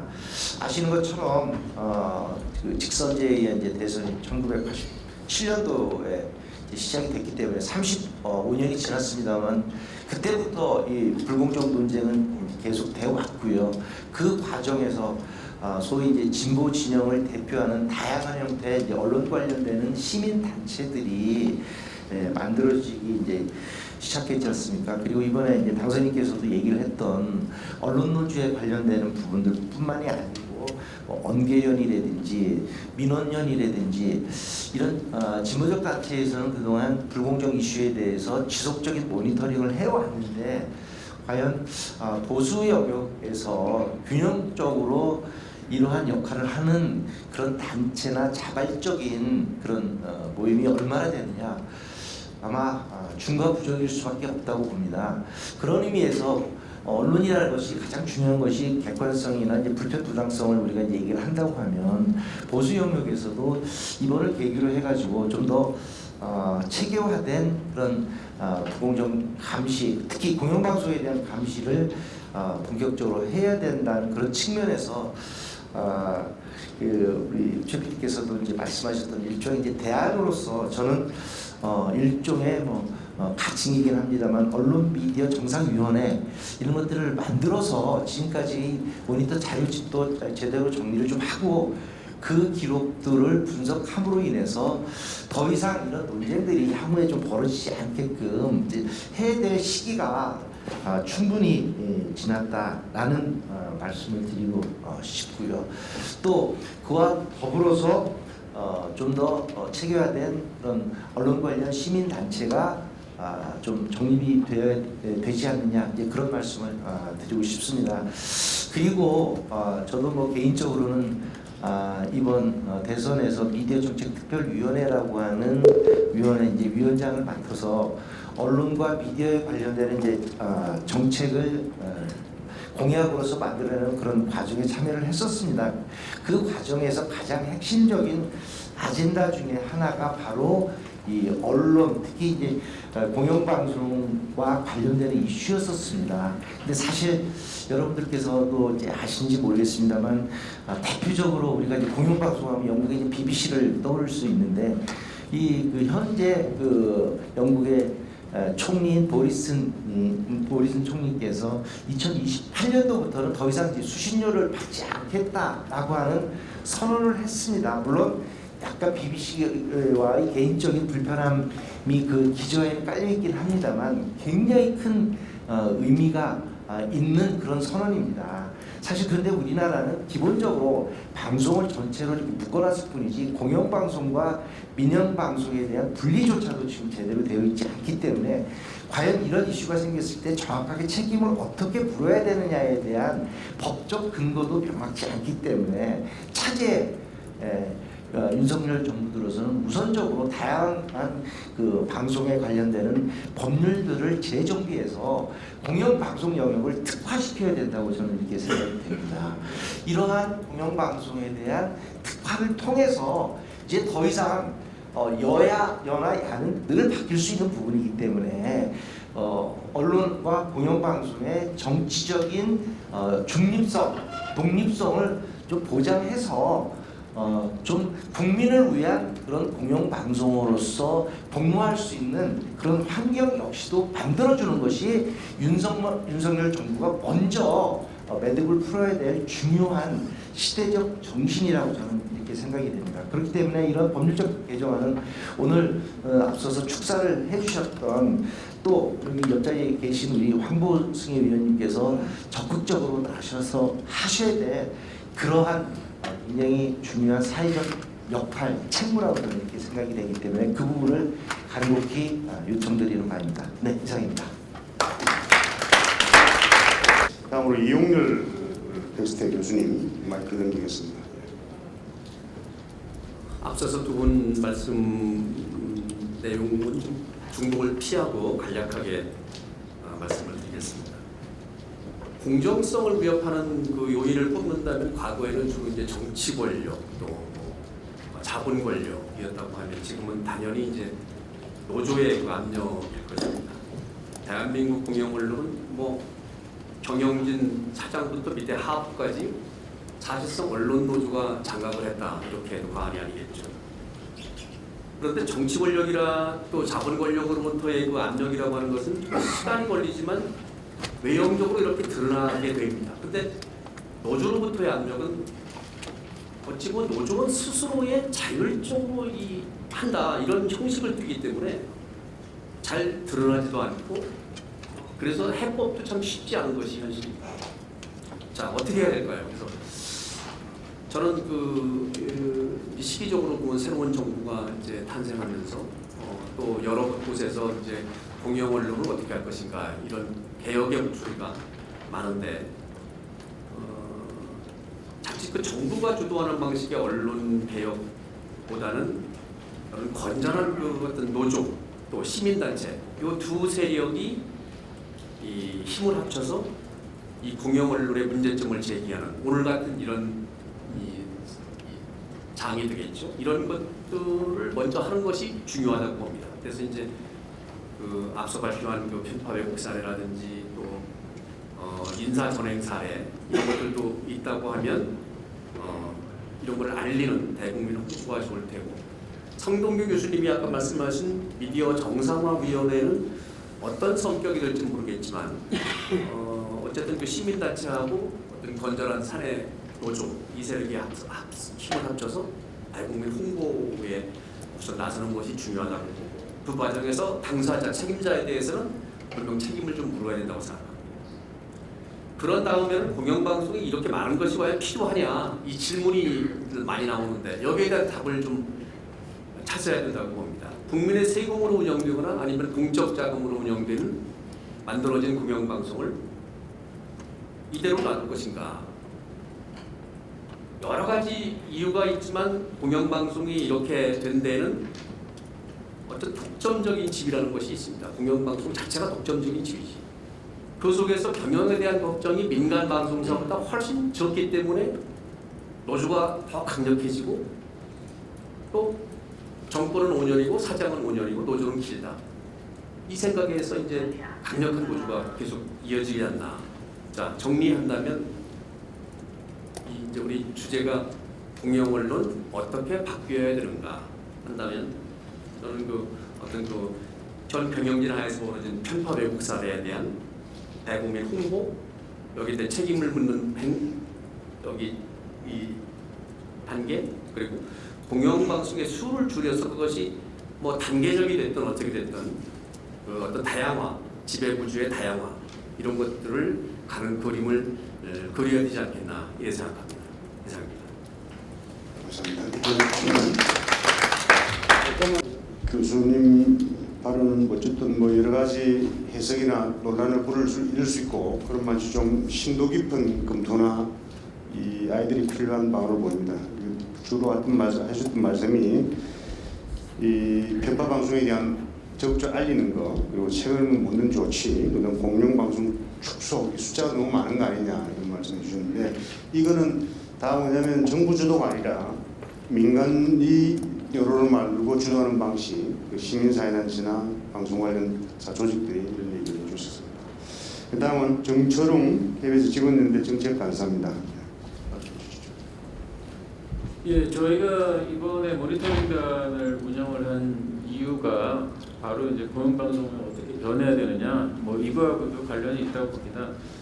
일단 뭐 공영방송 아까 교수님께서 말씀하신 것처럼 언론 노조라든지 뭐 이런 부분이 사실상 지배를 하고 있다고 볼 수 있는데 이분들이 그동안 자신들은 공정하고 정의롭고 공정보도 열심히 하고 뭐 이런다는 얘기를 계속 해왔죠. 그리고 과거에 뭐 자기가 생각이 다른 자신들과 생각이 다른 사람들을 그렇지 않다는 식으로 매도하면서 단죄하고 이렇게 해왔는데 일단 저희는 그럼 진짜 보자 당신들은 얼마나 공정하게 하는지 이것부터 정확히 기록하고 계속 이제 그 부분에 대해서 얘기를 할 필요가 있다고 본 거고요. 그리고 그것도 모니터링을 하더라도 인상비트 형식으로 하면은 남는 게 없어요. 그래서 저희가 이번에 이제 이런 모니터링을 하면서 어떤 유형을 다 정리를 하고 사실상 이제 다 데이터베이스화 할 수 있는 형태로 이제 만든 거죠. 그래서 이걸 가지고 앞으로 이제 백서를 만들고 그 유형별로 쫙 분류를 해가지고 앞으로 불공정 편파 방송은 이런 것이다라는 하나의 레퍼런스를 만들 겁니다. 이제 그런 부분에서 첫 번째로는 지속적으로 견제하고 감시하고 이런 하는 것들이 중요하다고 보는 거고 두 번째로는 사실은 이제 어떤 언론사에서 어떤 프레임이라는 게 상당히 강력하게 작용하는 것들이 있는데 그 중에 하나가 예를 들어서 제작 자율성이라는 프레임입니다. 마치 제작자들이 자율적으로 자기들이 원하는 방식으로 제작을 하면은 그게 공정하고 정의로운 방송이나 보도가 될 것이다라는 어떤 그런 프레임을 계속 강요를 해왔죠 우리한테요. 제작 자율성이라는 말 자체는 너무나 좋습니다. 그런데 그 제작자들이라는 사람들도 다 개개인이 정치적인 어떤 그 관점이 있고 시각이 있는 겁니다. 그리고 그 자기의 정치적인 시각을 자기가 제작하는 보도나 방송에다가 녹여내고 개입시켜가지고 그걸 가지고 뭔가 영향력을 행사하고 싶어하는 사람들이 많습니다. 그럼 이런 제작자 개개인들이 원하는 대로 방송을 하는 제작 자율성이 보장되면 과연 공정한 방송이 보장됩니까? 절대 그렇지 않다는 겁니다. 그러니까 제작 자율성이라는 말은 좋은 거지만 제작 자율성이라는 말이 함의하고 있는 어떤 결과적으로 만들어내는 그거는 아주 왜곡된 형태로 나올 수가 있고요. 극단적으로는 사실은 제작 자율성은 이퀄 자발적 구역이 될 수도 있다는 겁니다. 그리고 이번 모니터링에서 그런 사례들이 수없이 나왔다는 거죠. 그러니까 이런 어떤 그 왜곡된 프레임에 대해서 지속적으로 가져가야 되는 어떤 감시와 어떤 이런 왜곡된 거는 깨트리는 노력을 우리가 해야 된다고 보는 겁니다. 그럼 이제 공영 언론이 어떻게 바뀌어야 되느냐? 저는 이렇게 봅니다. 언론 노조나 이런 데서는 뭐 예를 들어서 시민이 뽑는 KBS 사장 뭐 이런 얘기하면서 자꾸 이상적인 얘기를 합니다. 근데 그렇게 해봐야 마치 공산주의 모든 사람이 평등하고 해피하게 살 거라는 그런 소리하고 비슷해요. 제가 보기엔 이상론적인 거예요. 왜냐하면 모든 제작자들 다 정치적인 시각이 있거든요. 그 사람들이 무슨 짓을 할지 몰라요. 그럼 중요한 게 뭐냐? 민주주의라는 시스템이 만들어진 어떤 가장 근간이 뭔가요? 견제와 균형이라는 거죠. 그럼 여러 가지 정치적인 개념에 대해서 인정을 하고 그런 부분에 대해서 견제를 할 수 있는 시스템을 만들어 놔야 되고 그런 견제가 똑바로 되는지에 대해서 그런 견제가 똑바로 되는지를 확인할 수 있는 투명성 제고 장치라는 것들이 언론사에 만들어져야 된다는 겁니다. 그러니까 이런 것들이 앞으로 중요하다고 보고요. 솔직히 저는 이번에 모니터링하면서 좀 뭐 선거 결과 나온 거 보고 씁쓸했습니다. 왜냐? 뭐 정권 교체라는 어떤 열망이 워낙 큰 것도 있긴 하지만 공영방송이라는 데가 이렇게 노골적으로 불공정 편파 방송을 하고 이렇게 했는데도 불구하고 사실 안 먹겠다라는 거거든요. KBS 직원으로서도 한편으로는 안타깝기도 합니다. 뭐냐? 공영방송이 이제 안 먹힌다는 거예요. 사람들이 뭐 공영방송이 아무리 이런 소리 해봐야 억지 소리 뭐 이런 거 해봐야 이제 다 안다는 거예요. 쟤네들도 거짓말 하는구나. 정권에 줄섰구나. 이런 얘기 한다라는 겁니다. 그러면 어떻게 해야 되느냐라고 할 때 근데 한편으로는 언론 지형이라는 게 워낙 정치적인 어떤 그 진영으로 나눠져 있기 때문에 이게 이 어떤 그 갈라치기라든지 뭐 이런 것들이 언론 지형도 이제 오염이 돼 있는데 또 거꾸로 보자면은 이게 공영방송이 살 길이기도 해요. 제가 보기에는요. 어떤 모든 언론들이 특히 민영방송이나 민영신문 이런 중심으로 해서 정치적인 진영으로 갈라져 있을 때 공영방송이 정확하게 중심을 잡아준다면 공영방송이 그야말로 존재 가치가 있을 수 있겠죠. 그러니까 그런 부분에서 저희 현업에 있는 직원들은 어떤 내부의 그런 왜곡된 어떤 편향적인 그런 일들이 발생하지 않도록 하기 위해서 계속 감시의 눈을 뭐 게을리하지 않을 거고요. 또 공영방송 종사자들이 앞으로 이런 부분에서 역할을 열심히 해야 되고 또 공영방송 종사자들이 반성을 많이 해야 된다고 생각합니다. 그렇게 하지 않으면 공영방송 곧 이제 멸종된 공룡이 되겠죠. 그런 부분에서 뭐 앞으로 저기 밖에 계신 시민단체나 정치권이나 이런 부분에서도 같이 좀 감시 많이 해주시고 의견 많이 주시면 고맙겠습니다. 감사합니다. 우리 정철웅 간사께서는 그 경영진을 견제할 수 있는 시스템 그리고 투명한 시스템을 강조해 주셨고 또 하나는 저를 비롯한 공영방송 종사자들이 그 이런 편파 방송이 가지는 무게감에 대한 걸 인식하고 반성들이 필요한 거 아니냐 이런 얘기해 주셨습니다. 좀 덧붙이면 이런 공영방송들이 이런 형태가 비롯된 것들은 제작 자율성 뭐 또는 시민이 뽑는 사장 구조 KBS가 그렇게 나왔습니다만 얘기했습니다만 사실 말이 제작 자율성이지 본인들이 원하는 요새 언론 노조가 경영권을 장악하고 본인들이 원하는 직원들을 골수 뭐 그런 쪽 한쪽 편향 직원들을 놔두고 그 직원들이 맞춰서 하는 것들이 그건 뭐 제작 자율성이라 할 수는 없겠죠. 두 번째로 시민이 뽑는다 그러지만은 저는 우리 회사에 제가 성명서도 써주면 그 사기극입니다. 왜냐하면 본인들이 처음에 내정됐다 그러고 그 본인들이 뽑겠다는 사람이 다 뽑혔어요. 그러고 나서 언론 노조가 뭐라고 성명서를 냈냐면 내가 사장을 낮췄다 그랬어요. 그럼 그 시민 단체는 뭡니까 그러면 시민들이 들어가서 했다는 거는. 그래서 제가 해명을 하라고 그랬거든요. 해명을 못 하더라고요. 또 이런 식의 행태가 지금 진보라는 이름을 쓰고 한국 사회 전반을 장악하고 있는 분들의 실상 아닌가 싶습니다. 그 다음은 황성경 단장님께 대안 관련해서 먼저 마이크 드리겠습니다. 저는 이제 시민단체다 보니까 시민단체 입장에서 한번 이야기를 해보도록 하겠습니다. 저도 방송 패널로 있었지만 해도 너무하고 객관적인 증거는 차고 넘칩니다. 이런 경우에는 보통 시청자위원회라고도 있죠. 그런 기구를 해서 좀 어떤 시청자의 권익을 보호하면서 여러 가지 그런데 저희가 어떤 시청자위원회 회의록과 시청자평가원의 회의록도 같이 모니터링을 했습니다. 그런데 저희가 모니터링한 부분이 거의 언급이 되지 않았습니다. 물론 시청자위원회라는 게 보도와 시사 부분만 하는 게 아니라 예능이나 오락 부분도 같이 하기 때문에 그러한 경우도 있지만 정말로 통체적인 난국이라고 할 수 있습니다. 이거 굉장히 이렇게 노골적이고 광범위하게 편파적으로 극단적으로 한 적이 있었나 싶을 정도입니다. 그렇다면은 우리가 이제 이 부분을 굉장히 엄중하고 심각하게 받아들여야 하는데 여기 이 중요한 시점에 의원님들이 다 가셔가지고 맨 처음에 굉장히 깜짝 놀랐습니다. 근데 여기 황구 의원님 계시니까 적절하게 조치를 취하실 거라고 믿고 있습니다. 그렇다면은 저는 그렇게 생각합니다. 이게 기울어지는 운동장 하는데요. 이건 기울어지는 게 아니고 거의 직각에 가깝습니다. 이게 우리가 거의 직각에 가까운 기울어진 운동장이라고 봐야 할 것 같은데요. 지금 가장 심각한 것은 이 아까 계속 이야기했던 이분들이 아직도 오늘도 이 순간도 마이크를 잡고 있습니다.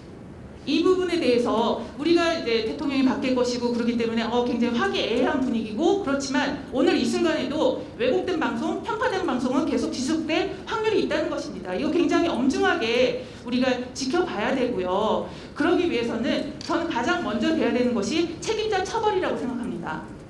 그래서 왜냐하면은 어떻게 보면 복수다 그런 어떤 프레임으로 이렇게 걸고 넘어갈 수도 있지만 가장 공정한 방송을 위해서면 책임자 처벌이 가장 먼저 돼야 된다고 생각을 하고요. 그 부분에 대해서 그 부분 그리고 지금 좋은 말씀 많이 해주셨는데 중장기적으로 어떤 제도적인 부분이라든지 기구를 만든다든지 민영화라든지 아니면 보도 부분을 축소시킨다든지 그건 중장기적으로 함께 갈 수 있는 부분이고요. 바로 지금 이 순간에는 가장 먼저 할 수 있는 부분은 같이 가지만 어떤 책임자 처벌이 아닌가라고 생각을 합니다. 시간 관계상 이상 마치도록 하겠습니다.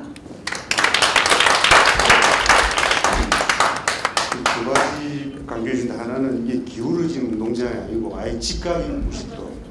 정말 참 가슴 아픕니다. 그만치 우리 시민들이 받아들이는 편파의 심각성이 그런 거라고 이해가 됩니다. 그다음에 이 개선하는 조치는 책임자들에게 책임을 묻는 조치가 반드시 필요하다. 개선 방안으로 그런 얘기를 해주셨고요. 자, 끝으로 우리 대학생 모니터단의 최종원 단장 말씀드리겠습니다. 저는 아까 후배들듯이 대학생 공정방송 갑시다 최종원이라고 하고요. 제가 이게 대학생으로서 무슨 말을 해야 될까 좀 고민을 많이 했었는데 오늘 지하철을 타고 걸어오면서 어떤 시인의 시를 봤는데 좀 이게 일미심정하더라고요. 읽어드리면 세상에 목소리 없는 자는 없다. 다만 듣지 않으려는 자만 있을 뿐이다. 고병건 시인의 시가 있더라고요. 목소리 없는 자는 없는데 듣지 않으려는 자가 있다는 그런 것인데 제가 이걸 이렇게 모니터링하면서 이게 굉장히 저희하고 맞는 문구라고 생각했어요. 세상에는 굉장히 다양한 목소리가 있잖아요. 성별이나 이념이나 이런 것도 있겠죠. 근데 어떤 특정 지금 국민을 위한다는 이런 공영방송에서 특정 그러한 이념이나 이런 어떤 성별이나 어떤 그런 다양성을 무시한 채 한 곳에만 치우친 그런 방송을 해야 된다면 이거는 목소리 없는 자의 이걸 대변하는 게 아니라 듣지 않거나 듣지 않으려는 것이죠. 사실 저도 9시 뉴스 전에 이렇게 나오잖아요. KBS에 정성을 다하는 국민의 방송이라는 그런 노래가 나오잖아요. 그런 것을 보면서 자란 세대인데 처음에는 저도 이렇게 모니터링단 하기 전에는 과연 국민의 방송이 그렇게 막 편파 방송을 할까 약간 그런 의문감이 있었어요. 되게. 왜냐면 저는 어떤 정치적 정당 활동이나 어떤 활동도 안 했어요. 지금까지. 그래서 조금 그런 객관성에 대해서 좀 의문이 있었는데 4달 동안 이렇게 하다 보니까 와 이게 정말 심각하고 이렇게까지 이렇게 막 편파 방송을 KBS가 할 수 있었구나. 굉장히 좀 충격을 먹었습니다. 저는. 어떻게 하면 이렇게 편파 방송할 수 있지? 계속 소홀을 생각했어요. 근데 제가 좀 이렇게 생각한 거는 또 과연 이게 우리가 모니터링단을 이렇게 하고 우리가 대학생들이 이렇게 말을 해서 모니터링단을 문제를 찍어내도 과연 그 사람들이 바뀔 수 있을까라는 좀 의문도 있었어요. 그 사람들이 우리가 이렇게 많이 이렇게 막 분노하고 그래봤자 바뀌는 건 하나도 없는데 제가 일례로 라디오 프로그램 제가 하고 있는 것은 매일매일 이렇게 지적을 했는데 진행자는 하나도 바뀌는 게 없는 거예요. 똑같이 오히려 더 노골적으로 하는 거예요. 시간이 갈수록. 그러면서 조금 무력감도 굉장히 들었습니다. 오늘 아까 주제가 본론을 어떻게 바뀌어야 되나 했는데 저는 이걸 한번 듣고 싶어요. 그 KBS에는 시청자위원회라는 데가 있잖아요. 제가 2018년에 시청자위원회에서 한번 20대 그 청년이 한번 뽑혔다는 기사를 최근에 봤는데 그 2년마다 임기가 되는데 2020년에는 다시 이제 최연소가 30대 후반 정도 두 분만 빼고 다 40대 50대로만 이렇게 나이를 이렇게 위원을 치렀더라고요. 근데 과연 KBS가 이렇게 국민을 위한 방송이고 이렇게 좀 다양한 목소리를 들으려고 한다면 지금 뭐 저 같은 20대 분들이라도 시청자위원회 조금이라도 발탁을 해서 목소리를 들어야 되는데 과연 지금 2022년에 시청자위원회 그 20대가 지금 안건이 올라갈 수 있을지는 저는 잘 모르겠습니다. 그렇게 목소리라도 들어줘야 되는데 저는 좀 시청자위원회 이번에 좋은 20대 분들을 발탁해서 좀 의견 들었으면 하는 바람이 있어요. 그런 면에서 보면은 좀 20대 분들이나 30대 분들 이런 지금 2030 MZ 세대라고 하잖아요 언론에서 그런 세대들의 목소리를 좀 들어봤으면 하는 바람이 있고요. 그리고 아까 좀 그 황보승 위원님께서 지적해 주셨던 게 그 1번, 2번 싸움 있잖아요. 결국에 아까 할아버지 예를 들어주셨는데 저도 똑같이 받았어요. 어떻게 받았냐면 저희 부모님이 이제 1번 찍으라고 맨날 하시는 거예요. 뭐 사전투표 일에도 그리고 당일에도 이렇게 막 1번을 찍으라고 하셨는데 아무 이렇게 저는 감정이 없었는데 오히려 그런데 또 반감이 생기더라고요. 이게 그러니까 방송에서도 저도 아무 그런 생각이 없었는데 특정 후보만 이렇게 편들고 이렇게 방송하다 보면 저도 그거에 대해서 되게 반감이 생겨요. 오히려 저는 좀 그런 상황이었습니다. 그러니까 제발 한쪽에 뭐 나눠먹기라고 하잖아요. 뭐 나눠먹기 그냥 제 본질적 순수하게 얘기해드리면 그냥 선거 이겼다고 선거 이긴 쪽에 뭐 친한 쪽에 주는 게 아니라 정말 말씀드렸듯이 공약대로 언론인과 시민단체 이런 분들의 자문을 얻어서 정말 편향성 없게 인사들을 좀 선임했으면 하는 바람입니다. 네, 일단 이렇게 시간 관계상 이만 하겠습니다. 감사합니다. 대학생 모니터단이나 황성경님 같은 경우는 방송 전문가는 아니지만 지금 말씀하신 게 많은 국민들의 목소리를 또는 감정을 대변하는 소중한 얘기라 생각합니다. 사실 저희 시청자위원회 같은 경우는 대개 다른 방송에서도 마찬가지겠지만 분야별로 명망가들 중심으로 되어 있습니다. 그러다 보니까 그 시각도 좀 치우친 경향이 있는 거죠. 젊은 사람들도 들어와야 된다는데 저는 개인적으로 전적으로 동의합니다. 그래서 훨씬 더 다양한 목소리들을 담아낼 수 있는 시청자위원회 이런 것들로 이제 대안의 하나로 말씀을 해주셨습니다. 그것도 제가 한 번 빠뜨렸는데 이 진행이 미주하다 보니까 우리 과정에서 크게 기회해 주는 홍시혁 변호사님 빠뜨리고 제가 마지막 수술을 했는데 좀 죄송하다 말씀드리고 좀 늦었지만 의견 듣도록 하겠습니다. 예. 짧게 제언을 드리겠습니다. 지금 이제 그 공영 언론의 공정성을 회복하기 위한 그 방안으로 여러 가지 이제 좀 생각을 해봤는데 그 중에 좀 한 가지 오늘 또 황보승 의원님도 계셔서 좀 부탁을 드리기 위해서 좀 제언을 드리겠습니다.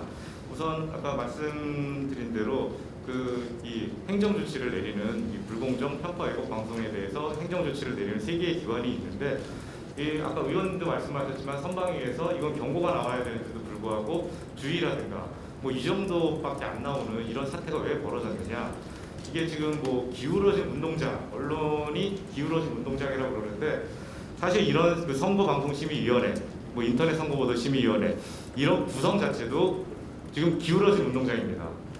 제가 그 인터넷 선거보도심의위원회 위원을 해봤기 때문에 거기서 이제 피부로 느낀 사안이고 그렇기 때문에 이거 제안을 드릴 수 있는데 우선 그 공직선거법에 이 선거방송심의위원회 구성이 어떻게 돼 있는지를 먼저 말씀을 드리겠습니다. 나머지 3개도 비슷합니다. 뭐냐면 국회 교섭단체를 구성한 정당 2개가 있죠. 지금 뭐 여당과 야당 2개가 있고 그 다음에 중앙선거관리위원회가 추천하는 각 1명. 그러니까 이 3명은 우선 여당, 야당, 선관위에서 추천하게 됩니다. 여기서부터 기울어지게 됩니다. 어차피 선관위 자체도 지금 여당 쪽이죠. 그리고 그 다음에 이건 좀 이해가 안 갑니다. 이 선거방송에 대해서 제재를 가하는 기관인데 방송사에서 추천을 하고 있습니다. 그리고 방송학계 이것도 이해가 안 가고 그 다음에 이제 대한변호사협회 그리고 언론인 단체 및 시민단체 이렇게 해서 총 9명 이내 위원으로 구성된다고 했는데 여러분도 아시다시피 언론인 단체 그리고 시민 단체에는 이 보수 우파적인 성향을 가진 단체들은 좀 드뭅니다. 그렇기 때문에 여기 대부분 여기서는 그 어떻게 진보 좌파적인 성향을 가진 단체들이 그 위원들을 추천을 하고 있는 것으로 알고 있습니다. 그렇게 따지고 보면 저도 이제 경험을 해봤는데 사실 대한변호사협회 중립적인 기관 추천은 대한 변호사협회 하나입니다. 그러다 보면 야당 추천 그리고 위원회 입장에서는 어떻게 보면 그 자기 편이 없는 고립무원의 상황이고 이런 기울어진 운동장이다 보니까 아무리 경고가 나오고 이런 강력한 제재가 나와야 되는 상황임에도 이게 불가능합니다. 위원회 자체에서. 위원회 자체가 불가능하기 때문에 지금 이 공영 언론이 어떻게 보면 법적인 제재 자체가 이루어지지 않는 이런 거를 어떻게 보면 좀 그 이용을 하고 그래서 자신 있게 어떻게 편파 왜곡 방송을 하는 걸 수도 있다고 저는 생각을 합니다. 그렇기 때문에 지금 제안을 드리는 게 우선 그 선방위 같은 경우는 방송사나 방송학계 이런 데서 추천은 이 법에서 이거는 빼야 됩니다. 그리고 언론인 단체, 시민 단체도 이거는 빼야 되고 이 삭제하는 걸로 이거는 개정을 추진을 하는 거를 제언을 드리고 싶고 그 다음에 이 국정감사에서 이 그동안에 이 세 개의 기관들 이거 전수조사를 해서 과연 방송사나 방송학계에서 어떤 인사들을 추천을 했는지 그리고 언론인 단체 어떤 언론인 단체에서 추천을 받고 있는지 시민단체는 어떤 시민단체에서 추천을 받고 있는지에 대해서 국정감사나 아니면 이런 자료 요청을 통해 가지고 이런 거는 분명히 받아서 우리가 좀 공개를 하고 그렇게 해서 함으로써 이 심의기관 자체부터 공정하게 만들어야 되지 않나라고 좀 제언을 드리겠습니다. 이상 마치겠습니다. 뭐 시간이 많이 지났지만 그래도 혹시 좀 반드시 해야 되는 빠뜨린 분 있으시면은 짧게 좀 한 분만 좀 더 받을게요. 혹시 말씀 중에 우리 토론자분 중에서 없으세요? 예, 정리하겠습니다. 전체적으로 사실은 대단히 중요하다고 할 수 있는 얘기들을 몇 가지 해주셨어요. 그리고 대부분은 특히 국회에 계신 분들이 우리 한무성 의원님을 중심으로 한 과방위 의원들이 좀 새겨 듣고 참고하시는 게 필요하다 생각합니다. 이게 실태가 중요한 게 아니고 어떻게 고치느냐가 중요한 것이 아니겠습니까? 그러다 보니까 지금 황 의원님, 황봉 말씀은 심의기구를 얘기하셨고 우리 홍 변호사님 말씀은 심의기구가 제대로 작동하려고 그러면 공정하게 작동하려고 그러면 위원들 구성부터 공정하게 해야 된다는 얘기를 하셨고 조금 더 구체 들어가면은 이해관계자는 빠지고 훨씬 객관적으로 구성된 분들로 심의기구가 자식 만들어져야 된다. 선거관리 기구를 통해서. 참고로 제가 얼마 전에 기사를 보니까 미국 같은 경우 여야가 5대1로 되어 있더라고요. 선거관리위원회이. 참고하시면 될 것 같고. 그 다음에 아까 성 교수님 말씀하셨지만 공영방송 부분의 법률 정비 얘기. 그 다음에 우리 이영렬 교수님이 공영방송이 너무 많지 않느냐. 숫자를 축소해야 되는 거 아니냐. 좀 민감한 부분이지만 여기도 얘기하셨고. 그 다음에 공영방송사의 이 경영진의 그 견제받을 수 있는 장치, 투명성 이런 얘기도 있으셨고 경영자들에 대한 책임 있는 조치, 책임을 묻는 조치가 반드시 필요하다고 그러셨고 또 시청자위원회나 KBS 방송사 내부 견제기구의 좀 다양한 인적 구성들이 확보될 필요가 있다는 얘기도 해주셨습니다. 근데 여기 저는 하나같이 사실 조금씩 연결되어 있고 그래서 이런 것들을 좀 고민하셔서 시민단체가 할 부분 또는 국회에서 할 부분들을 좀 나눠서 실제 액션으로 들어가서 변화를 이끌어내는 그런 기회가 됐으면 좋겠습니다. 자, 더 없으시면 제가 마무리 말씀하고 끝내겠습니다. 잠깐만요. 이쪽에는 우리가 할 얘기 안 주나요? 이게 시간 관계상 그러니까 두 분만 할까요? 예, 두 분 카메라 좀 꺼주세요. 지금부터 제가 하는 말은. 네. 뒤에 카메라 좀 꺼요.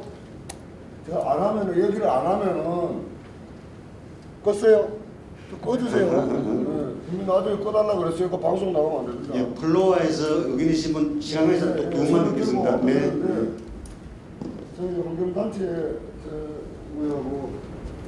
위원장이 나가고 부대표이 나가고 합니다. 그런데 제가 이렇게 회의를 가보면은 여기 지금 알고 있는 분들이 제가 보면 3분의2가 제가 다 아는 분들이에요. 그 누구를 대상으로 지금 토론을 하고 이제 말씀을 하시고 있는지 제가 아까 그래서 여기 보면은 혹시 황교수님 의원도 제가 전에 뵀었는데 앞으로 회의 같은 거 혹시나 참고로 진행하실 때 내빈 소개 나중에 하세요. 내빈 소개. 네? 왔다가 바쁜 사람들이 올 필요 없는 사람들이 그 사람들 내용도 모르는데 이거 하고 뭔 내용이는지 그걸 왜 와서 이거 떠들고 있어요. 그래서 우리는 지금 저 엑스트로를 앉아 있는 거야 이거. 굉장히 기분이 언짢은 거예요. 여기 앉아 있는 사람들이. 자, 제가 이렇게 전화해가지고 아침에 다 오시라고 해가지고 요 오신 분들의 이거 모르는 사람, 이거 몇 사람 없어요. 한 두세 사람 빼고 전부 내가 다 알아. 누구를 대고 토론을 한다는 것도 알겠어요. 요시경이 이거 제가 이 느끼면서 뭐라냐면 5년 뒤에 우리 정권 바뀌고 그때 가서 또 정신 차린 이야기 또 해야 되겠다 이런 생각이 들었어요. 갑자기. 죄송합니다. 대표님 저 같이 계속 만나면서 추운 겨울에 저 달달 떨고 밖에 나가가지고 그걸 했었는데 제가 이제 약간 저해서 왜냐하면 여기 있는 분들한테 지금 토론할 그런 대화를 쌍방되어가지고 일반이나 전달하고 제가 좀 약간 흥분된 것 같은데 그리고 내용으로 들어가서요. 저기 공명으로는 어떻게 바뀌나 그러는 거 있잖아요. 저거 계속 감시하면 됩니다. 뭐 지금 막 계속 여러분들 떠들고 계시는데 떠들고 계시는 이 내용 제가 기억하는 분들 뭐 얼마 되는지 모르겠어요. 머리가 나빠가지고 어떻게 하면 되나? 계속 감시하면 돼요. 계속. 그럼 누구하고 하냐? 여러분들하고 저희 시민단체하고 여기 저 학생들 뭐 아이가 관심 있는 사람들 모아가지고 계속 감시하면 돼요. 그 다른 뭐 길게 얘기할 것도 없어. 계속 하는 겁니다. 그럼 누가 할 거냐? 이 움직이다가 보면은 조직도 필요하고 또 일종 약간의 경제도 필요해요. 그러면은 재능도 필요하고 뭐 컴퓨터나 하는 것도 해야 되니까 그 재능 있는 사람, 그 다음에 여기 저 언론 쪽에 종사하시는 전문가들, 그 다음에 국회에 힘 있는 분들, 이런 분들이 계속 하자 이것만 결의하시고 만드시면 돼요. 그 계속 하는 거예요. 그러면 사람들이 함부로 못해. 됐습니까? 예, 알겠습니다. 고맙습니다. 또 이런 경우가 좀 상기해가지고 3분 정도 더 듣겠습니다. 혹시 모르겠어요? 예, 말씀해 주시죠.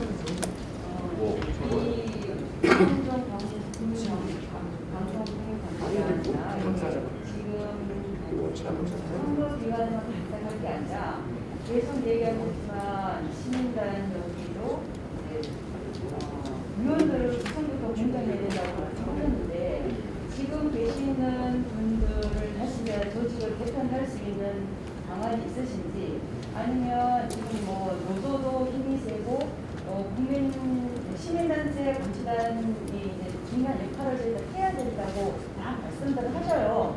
그런데 시민단체 감시단 활성화할 수 있는 방안을 가지고 계시는지 왜냐하면 저희 시민단체들도 이제 뭐 이거 법률적인 공부도 해야 되고 뭐 주관적으로 계속 토론을 해야 되고 만나서 토론을 해야 되고 오늘 방송을 봤는데 이러이러한 부분이더라 모여서 다시 취합을 해서 다시 되고 이제 부분적으로 해서 실제로 활동하시는 시민단체 감시단 활성화를 위해서 어떤 방안을 갖고 계시는지 홍문성이 의원님께 여쭤보겠습니다. 일단 이제 저희가 시민단체에서 활동하시는 거는 지금 불공정 국민 감시단으로 자발적으로 하셨어요. 근데 저희가 이제 이 친여 성향의 불공정 방송에 대해서 저희 야당의 입장이나 시민단체 입장이 같았기 때문에 저희가 일정 부분 또 공조를 하면서 이렇게 온 건데 시민단체를 어떻게 활성화시킬 아이디어가 있느냐라고 그러시면 저희가 어떻게 하겠다라고 말씀드릴 부분은 아닌 것 같고요. 다만 앞서서도 많이 지적을 하셨지만 이 좌파 성향의 시민단체들은 많은 반면에 중도 보수 성향의 시민단체가 지금 현재 많이 대한민국에 없는 상황이고 사실은 불공정 국민 감시단이 어떻게 보면 굉장히 선도적으로 사명감을 가지고 그런 역할을 시작해 주셨기 때문에 시민단체가 보다 활발하게 뭔가 일을 하시는 데 있어서 저희 정치권에서도 관심을 가지고 함께 일할 수 있는 부분들을 찾아보겠다 이런 말씀을 드리고 싶고 이게 그냥 끝날 것이 아니라 아까 그 대표님도 앞서서 말씀해 주셨는데 지속적으로 상설 기구화까지 뭐 어떻게 할 거냐는 좀 더 논의를 해야 되겠지만 지속적으로 어떻게 이 모니터링 체계를 계속해서 갖고 갈 것인가 이것은 좋은 제안을 하셨기 때문에 저희도 성원대만 할 것이 아니라 계속해서 고민을 하고 또 활성화를 시켜야 되겠다 이런 생각을 했습니다. 네, 좋은 제안 주셔서 감사합니다.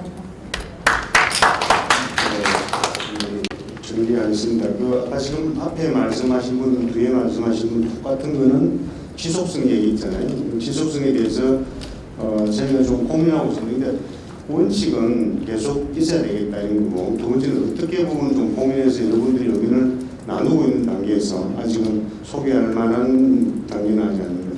그리고 또 하나는 우리 앞에 말씀하신 분들이 전적으로 동의합니다. 왜냐하면 근데 이 순서를 하다 보니까 원래 일반적인 순서가 이제 앞에 인사만 하고 이렇게 내용 들어가지 않습니까? 그러다 보니까 길어져 버렸는데, 그래서 불편함을 느끼신 것에 대해서 전적으로 동의하고 또 진행을 맡은 분의 한 사람으로서 죄송하다는 말씀을 제가 드리겠습니다.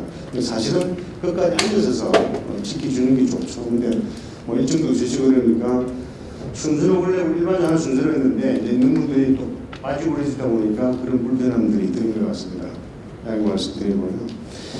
그리고 제가 이건 이제 같은 저희도 동료 의원들이니까 제가 한 말씀을 드리면, 이제 저도 행사를 해보면 아유 왔다가 갈 거 뭐하러 왔냐 이렇게 생각할 때가 많아요. 근데 또 어떤 면에서 보면 아예 안 오신 분들도 계신데 바쁜 시간 내서 잠깐이라도 오셨다 가셨다는 거는 여기 내용을 충분히 공유는 못 하시지만 우리가 말하는 이 주제에 대해서 관심을 갖고 계시다는 거거든요. 그러면 문체위에서 활동을 하시든 언론 미디어 특위에서 활동을 하시든 저기서 활동을 하고 보고를 했구나, 필요할 때 저희한테 자료도 요구를 할 수가 있고 또 저희를 또 다른 차원에서도 이렇게 대변해 주실 수 있기 때문에 물론 뭐 끝까지 함께하지 못한 건 아쉽긴 하지만 그래도 왔다 가신 거에 대해서 저는 굉장히 감사하게 생각을 하고요.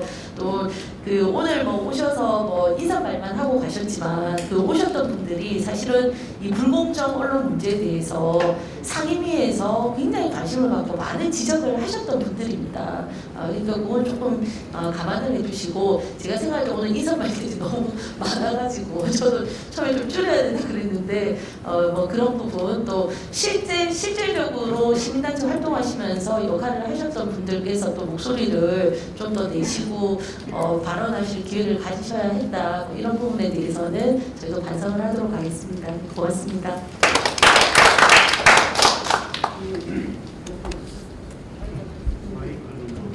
팩트 체크를 정확히 해야 되는데요. 지금 정확히 팩트 체크를 해야 되는데, 우리 불공정 방송 국민감시사는 국민의힘하고 절대 공조나 이런 것들은 사전에 어떤 언약이나 이런 건 절대 없었습니다. 저희들이 자발적으로 시작했기 때문에 혹이라도 언론사에서 저희가 국민의힘하고 어떤 공조라든가 그런 사전 예약을 통해서 어떤 계획에 하지 않았다는 사실은 분명히 밝혀드리는 바입니다. 이상입니다. 제가 아까 말씀드렸고요. 이 취지에 공감을 해서 야당이 상대적으로 불이익을 많이 받다 보니까 공감을 해서 관심을 가져주는 것은 사실. 그리고 뭐 이런 불공정한 행태에 대해서는 아까 말씀드렸습니다만 진중근 교수나 뭐 금융의 씨 여러분들이 과거에 진보 쪽에 몸담은 분들이 지적을 했습니다. 그분들 저는 되게 상식적으로 생각하거든요. 그거는 저희 문호를 열어놨는데 더불어민주당에서 관심을 안 가지더라고요. 또 하나는 지금 아까 앞에 말씀하신 분처럼 저는 우리 한국생과 좀 다른 게 의원님들 좀 반성하셔야 돼요. 왜냐하면 행사지고 앞에 하잖아요. 그럼 남은 분들 뭡니까 사실은. 물론 바쁘시지만 그래도 사실은 이 시민들하고 같이 이렇게 하면 끝까지 자리 지켜주시는 게 저는 좋다고 생각합니다. 그러니까 저런 목소리도 나오고 저도 사실 그런 불편함 토론회 가면 어느 말이고 명망가 분들 오시면 앞에 올라가고 가시더라고. 그래서 똑같은 불편함을 가지고 있습니다. 자, 정리하겠습니다. 윤석열 후보 당선 후에 언론노조가 성명서를 냈죠. 최근에요. 그러면서 뭐라 그랬냐면 지난 대선 기간에 우리는 한국민주주의의 한계를 비난과 폭로로 점철된 정치의 천바박을 봤다. 이렇게 성명서를 했어요. 그리고 정파적 이익에 눈이면 선동가가 어떻게 공론장을 망치는지도 보았다. 그래서 누구를 지칭하는지 잘 아시겠지만 지난 5년은 우리가 요구했던 시민이 주인이 되는 공영방송, 사조와 자본에 이루어지지 않을 편집권 독립이라는 최소한의 요구마저 이루어지지 못했다 그랬습니다. 그런데 이 성명서의 핵심을 보면 과거의 사람들이 주구장창 이야기했던 정권으로부터의 방송 독립이나 정권에 휘둘리지 않는 공영방송을 확보하겠다는 얘기는 모두 사라졌어요. 문재인 정권 5년 동안에 이분들 성명서 낸 거 보면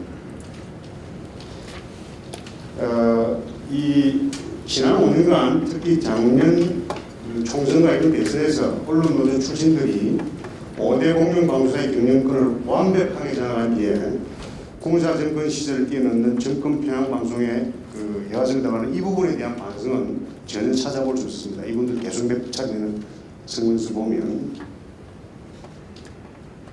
만약에 지난 대선 기간에 벌어졌던 또는 지난 5년 동안 벌어졌던 그런 어떤 그 편파 방송에 대한 조금이라도 고민이 있었다면 그런 식의 성명서는 나올 수 없다고 저는 생각합니다. 지금 언론 노조나 관련 단체들이 가장 먼저 해야 될 것은 아직 출범도 하지 않은 그 정부를 상대로 비난을 퍼붓기보다는 스스로에 대한 언론 노조 소속 구성원들이 스스로에 대한 반성과 성찰이 가장 우선이라고 생각합니다. 2022년 현재 그리고 미래 대한민국 언론의 건강성 회복은 이미 오래전부터 특정 정파와 함께 기득권 세력에 편입된 언론 노조 출신들이 주도하는 현재의 공영방송 구조에 대한 협박 없이는 불가능할 거라 생각합니다.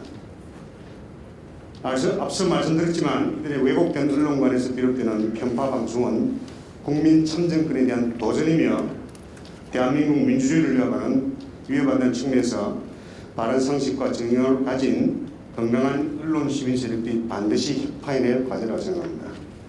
그런 측면에서 한국 5대 공영 언론사의 건강한 변화는 반드시 이루어내야 할 과제입니다. 오늘은 그 사례 중심으로 집중된 측면이 있지만 다음번에는 좀 더 구체적인 개선 방안에 대해서 토론 기회를 갖고자 합니다. 끝까지 자리 지켜주신 모든 분들께 깊이 감사드립니다. 감사합니다.